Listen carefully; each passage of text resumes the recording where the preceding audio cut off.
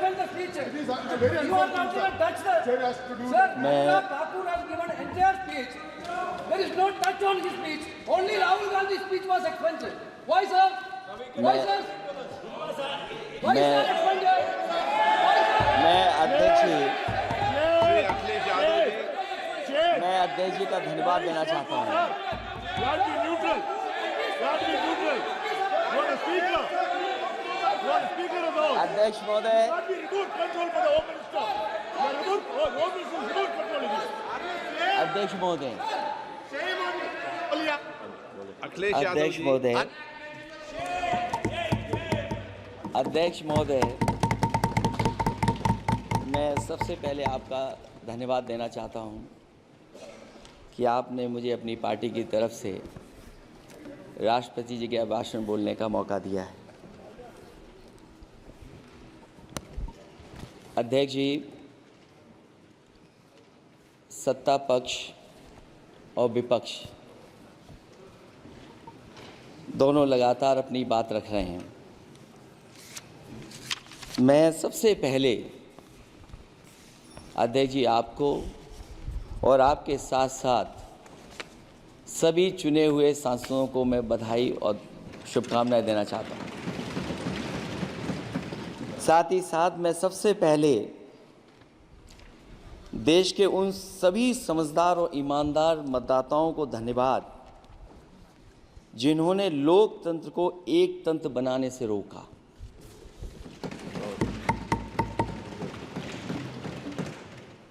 चुनाव के समय पर अध्यक्ष जी ऐसा कहा गया कि 400 पार।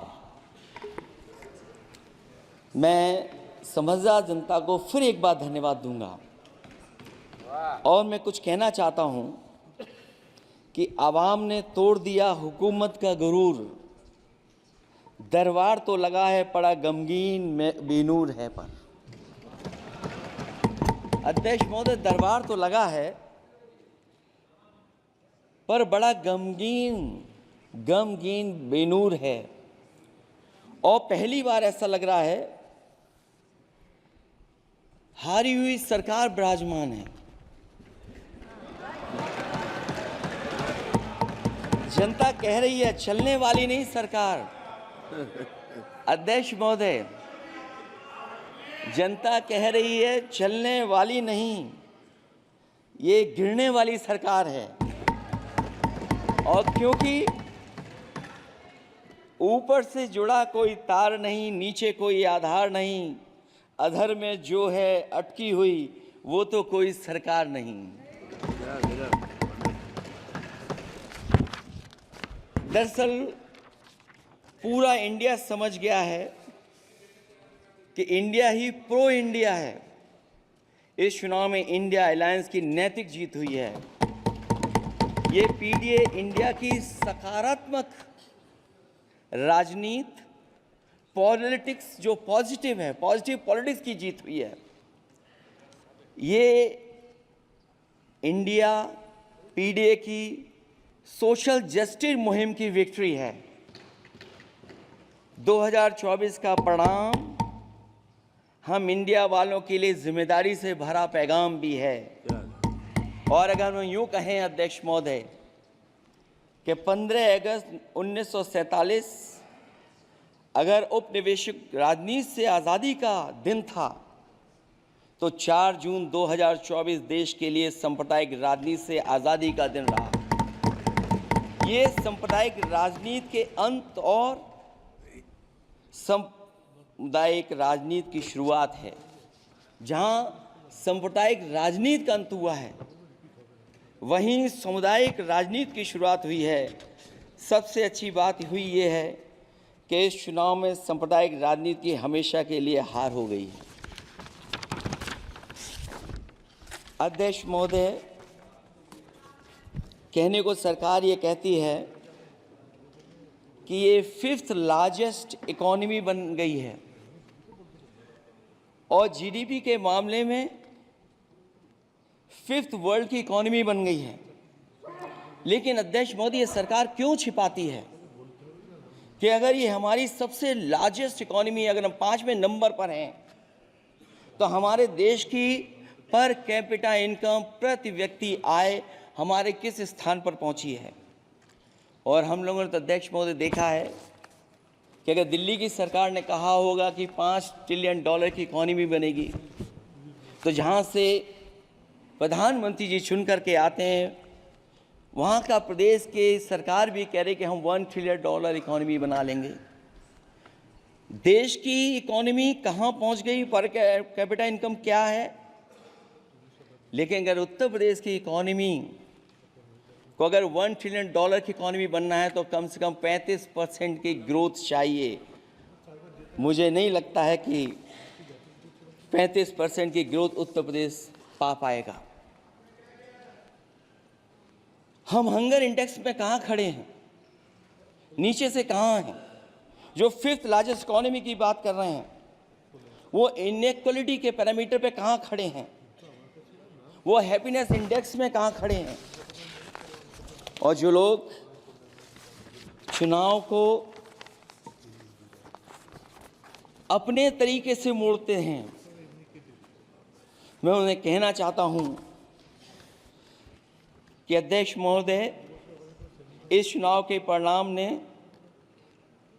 तोड़ने वाली राजनीति को तोड़ दिया है और जोड़ने वाली राजनीति की जीत हुई है। इस चुनाव में धन छल बल की नकारात्मक राजनीति की शिकस्त हुई है। ये चुनाव जो देश का हुआ, ये सकारात्मक राजनीति का नया दौर शुरू हुआ है। इस बार प्रो कॉन्स्टिट्यूशन वालों की जीत हुई है। हम मानते हैं संविधान ही संजीवनी है, उसी की जीत हुई है। ये संविधान मंथन में संविधान रक्षकों की जीत हुई है। अब ऊपर से नीचे की राजनीति का अंत हो गया है। अब नीचे से जो समाज की जो आवाज़ उठेगी, वही राजनीति का आधार बनेगी। मैं कहना चाहता हूं कि देश किसी की व्यक्तिगत महत्वाकांक्षा से नहीं, जन आकांक्षा से चलेगा। मतलब अब मनमर्जी नहीं, जनमर्जी चलेगी।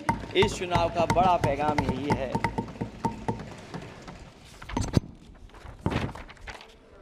अध्यक्ष महोदय, बहुत सी बातें हुई हैं। अगर उत्तर प्रदेश की बात न हो, क्योंकि अध्यक्ष महोदय सबसे बड़ा प्रदेश जहाँ है, उसने हर बार दूसरे दल को समर्थन देकर के सरकार बनाई। मैं उन्हीं लोगों से कहना चाहता हूँ कि लोग क्यूटो की फोटो लेकर बनारस की गलियों से लेकर के गंगा जी तक ढूंढ रहे हैं।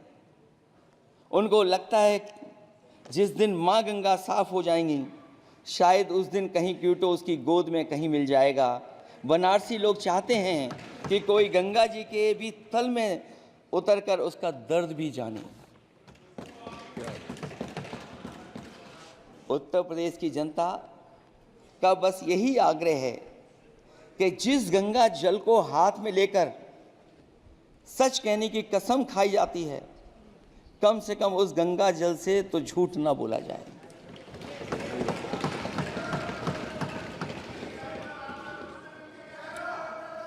जहां विकास के नाम पर खरबों रुपए की लूट का राज खोलते भ्रष्टाचार के गड्ढे प्रदेश का नाम खराब कर रहे हैं, वहीं पहली बारिश में ही टपकती हुई छत और गिर चुकी स्टेशन की दीवार बेईमानी की निशानी बन गई है।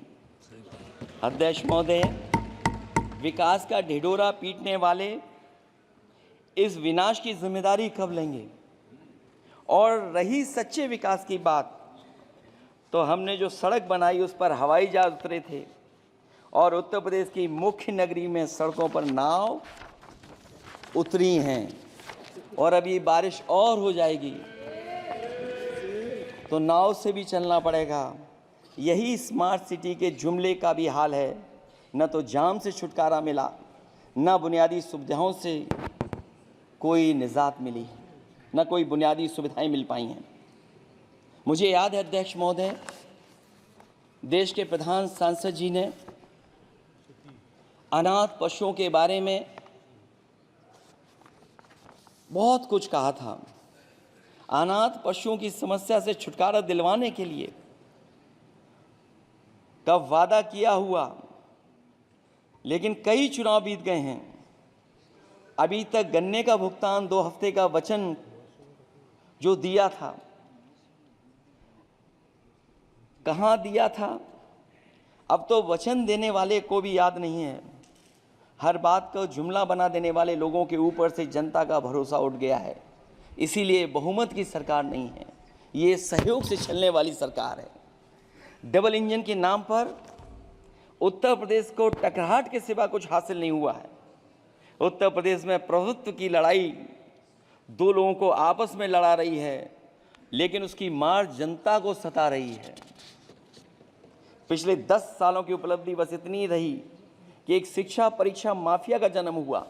अध्यक्ष महोदय, जिस समय चुनाव में थे और उत्तर प्रदेश में वो हालात देखे हैं कि नौजवान जब भी तैयारी कर करके जाता था और परीक्षा दे करके लौटता था तो उसको पता लगता था कि पेपर लीक हो गया। और उत्तर प्रदेश में केवल एक पेपर लीक नहीं हुआ है, जितनी भी परीक्षाएं हुई हैं सब पेपर लीक हुए हैं। केवल उत्तर प्रदेश ही नहीं, मैं माननीय सांसद की तरफ से सुन रहा था, कई ऐसे प्रदेश हैं जहां पर परीक्षाएं देने तो बच्चे गए, लेकिन वहां भी पेपर लीक हो गया। और अभी जब 4 जून को रिजल्ट आया, उसके बाद जो बात उठी है, देश की सबसे प्रेस्टिजियस परीक्षा, उसका भी पेपर लीक हो गया। और आखिरकार ये पेपर लीक हो क्यों रहा है? सच्चाई तो ये है कि ये सरकार पेपर लीक इसलिए करा रही है कि सरकार नौकरी नहीं देना चाहती, रोजगार नहीं देना चाहती, उन नौजवानों का भविष्य नहीं बनने देना चाहती। पिछले 10 सालों की उपलब्धि बस इतनी रही है कि एक शिक्षा परीक्षा माफिया का जन्म हुआ है, जिसने तथाकथित अमृत काल में युवाओं के भविष्य की आशाओं को ही जहर दे दिया है। जो सरकार उम्मीद को मार दे, वह न तो वर्तमान को सुधार सकती है, न भविष्य को संवार सकती है। सरकार आशा का प्रतीक होनी चाहिए, निराशा का नहीं। जनता चाहती कि हर समस्या के लिए बीते कल को जिम्मेदार ठहराने के बहाने को सरकार छोड़े और आने वाले कल की बात करे। अगले 1000 साल के झूठे सपने दिखाने वाले अगले महीने होने वाली परीक्षाओं के लीक न होने की गारंटी कब लेंगे? जनता अब न तो किसी बहकावे में आएगी और न किसी के बहलावे फुसलावे में आएगी। जो लोग कहते हैं कि अमृत काल की बात करने वाले जनता का जागरण काल आ गया है, आज इस सदन में नए राजनीतिक जागरण के अनेक प्रतिनिधि बैठे हैं। अब जब बात होगी तो सच्ची बात होगी और जनता को पूरी सच्चाई के साथ हम लोग अपनी जिम्मेदारी के साथ बात रखेंगे।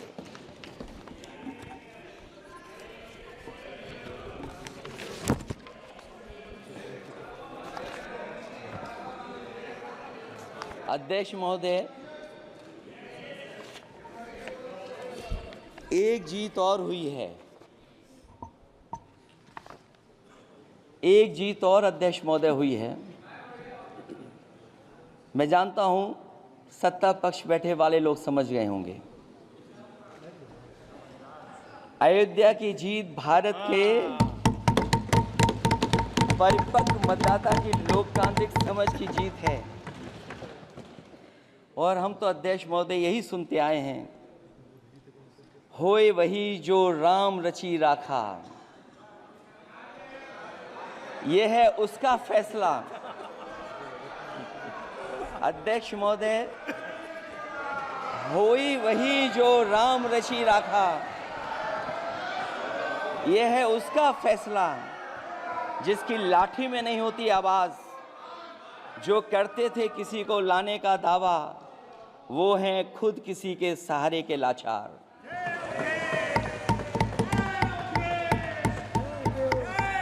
अध्यक्ष महोदय,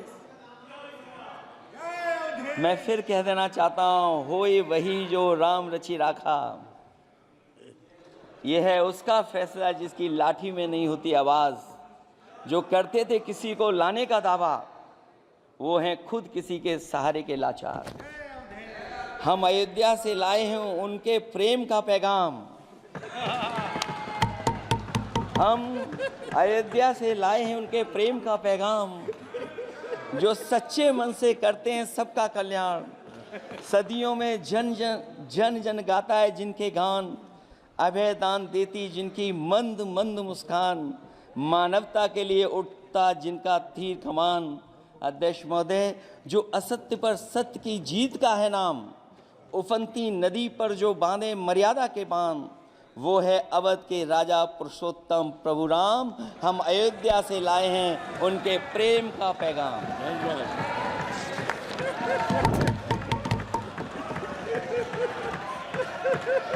अध्यक्ष महोदय,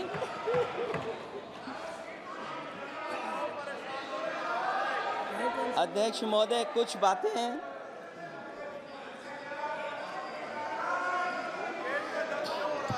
अध्यक्ष महोदय, कुछ बातें समय और काल से परे होती हैं,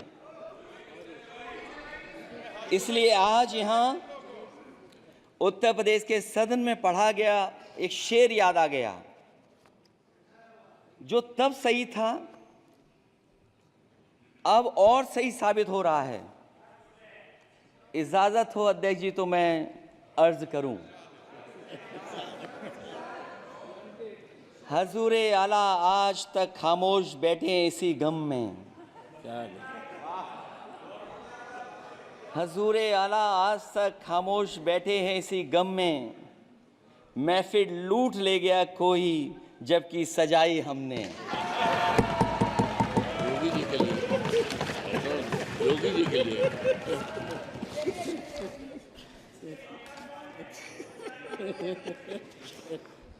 अध्यक्ष महोदय,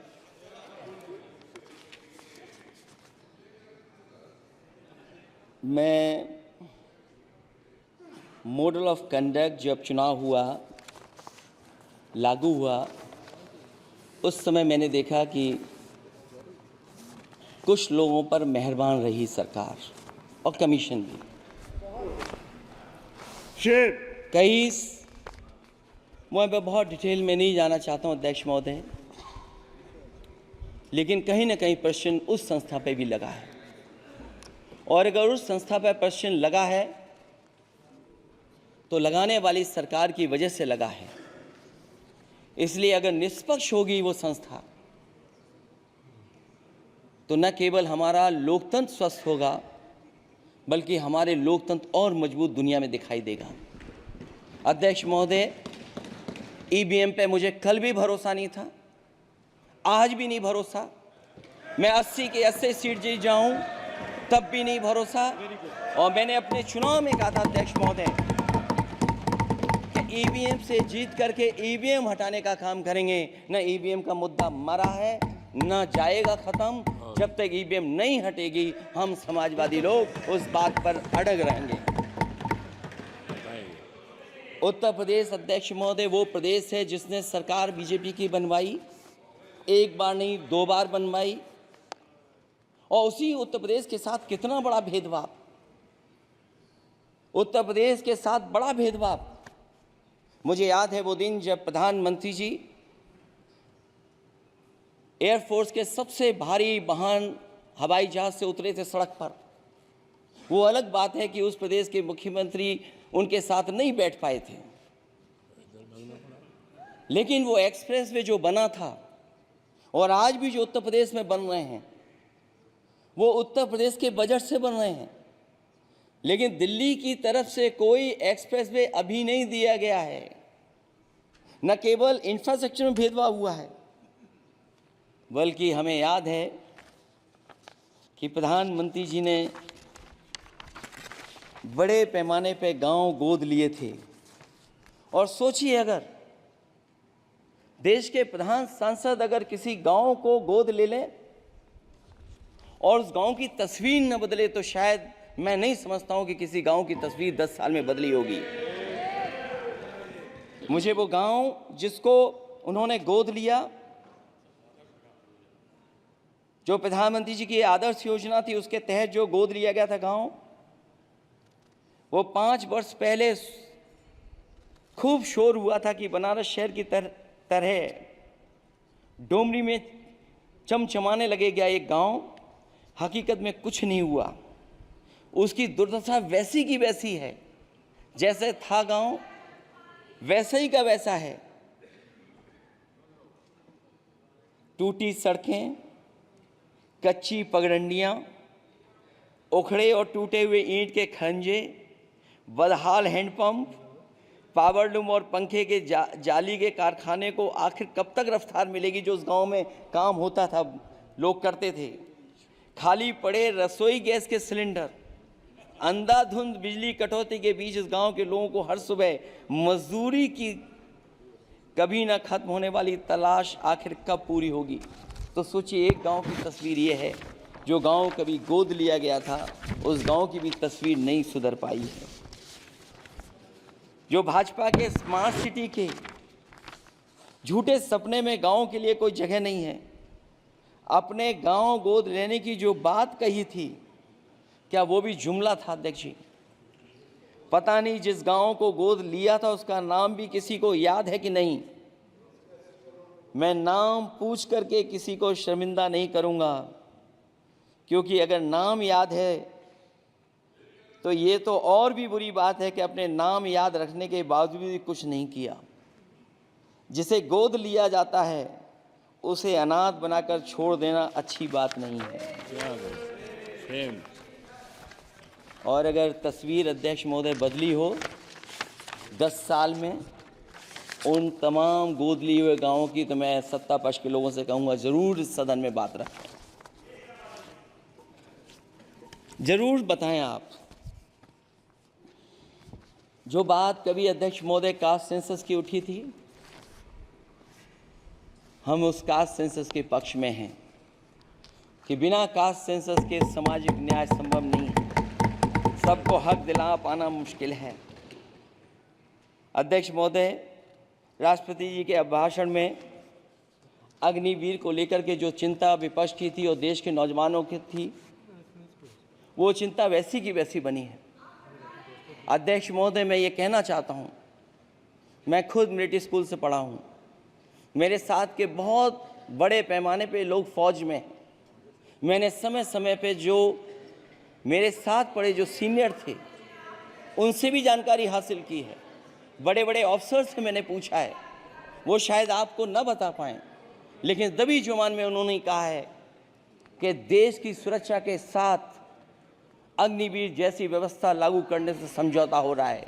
अध्यक्ष महोदय, किसी भी देश की सबसे बड़ी प्राथमिकता अगर कोई है तो वो देश की सीमाओं की सुरक्षा है। अग्निवीर जैसी व्यवस्था से कभी संभव नहीं है। अध्यक्ष महोदय, हम अग्निवीर व्यवस्था को कभी स्वीकार नहीं कर सकते हैं। आज नहीं कल, कल नहीं बाद में, जब कभी भी सत्ता में इंडिया गठबंधन आएगा, अग्निवीर व्यवस्था हमेशा हमेशा के लिए खत्म हो जाएगी। अध्यक्ष महोदय, जिन्होंने कहा कि हम आय किसानों की दोगुनी कर देंगे, आज किसान पूरा देश का देख रहा है कि उसकी आय कहाँ दोगुनी हो गई। और जिस तरह महंगाई बढ़ी है, सरकार बताए कि महंगाई इस बढ़ने पे उसकी आय कितनी होनी चाहिए। और जो इंफ्रास्ट्रक्चर की बड़ी बड़ी बातें की गई थी कि एमएसपी लागू करने के लिए एग्रीकल्चर सेक्टर का इंफ्रास्ट्रक्चर तैयार होगा, लेकिन जहाँ तक मैंने उत्तर प्रदेश में देखा है, अगर इस सरकार में एक भी नई मंडी बनी हो तो मुझे सरकार बता दे। अध्यक्ष महोदय, जो इंफ्रास्ट्रक्चर एग्रीकल्चर सेक्टर में बनाने की बड़ी बात कही थी, अगर सरकार की तरफ से एक भी मंडी 10 साल में बनी हो तो जरूर सरकार बताए। जो सरकार मंडी नहीं बना सकती है उस पर एमएसपी का भरोसा कैसे कर सकते हैं? जिन्होंने एमएसपी का भरोसा दिलाया था।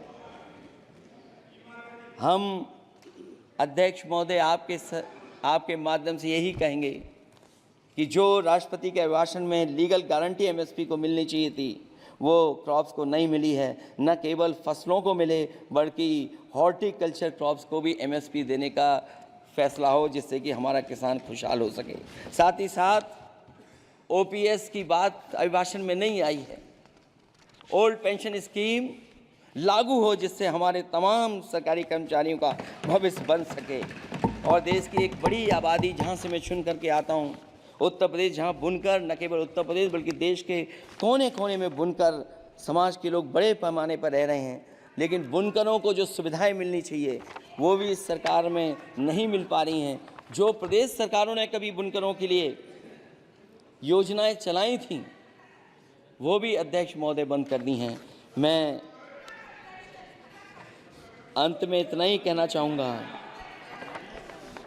कि इस सरकार ने नौजवानों को नौकरी नहीं दी है, नौकरी और रोजगार उनसे छीने हैं,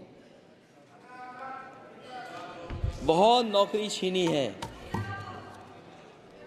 इसलिए मैं कहना चाहता हूं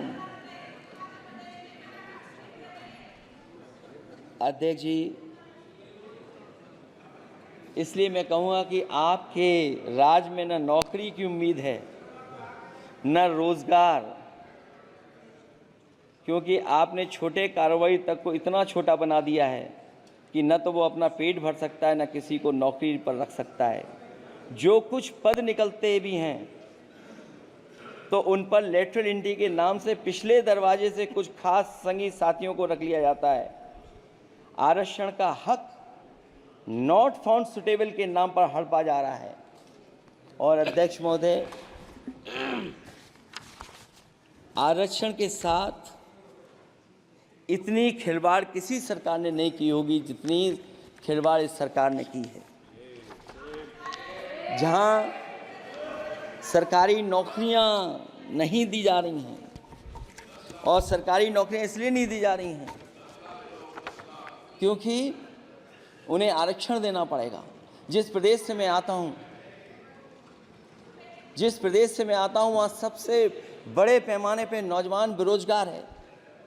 और पिछले 10 साल में जो क्वेश्चन, जो पेपर उन्होंने लीक कराए हैं वो इसीलिए कराए हैं क्योंकि नौकरी ना देनी पड़े, और अगर नौकरी देनी पड़ेगी तो उन्हें आरक्षण भी देना पड़ेगा। ये जानबूझ करके सरकार नौकरी और आरक्षण के साथ खिलवाड़ कर रही है।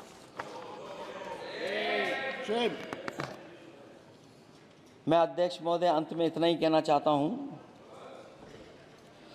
आशा है ये सरकार तब तक चलेगी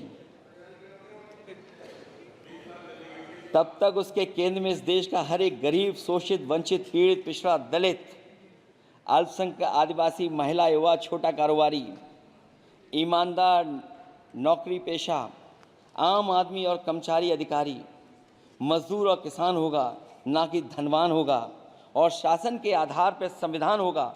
वह जुमलों की जगह सच में महंगाई, बेरोजगारी, भ्रष्टाचार, गरीबी, भुखमरी, सांप्रदायिक हिंसा, दलित व महिला उत्पीड़न, सामाजिक अन्याय जैसे मूलभूत मुद्दों का समाधान होगा।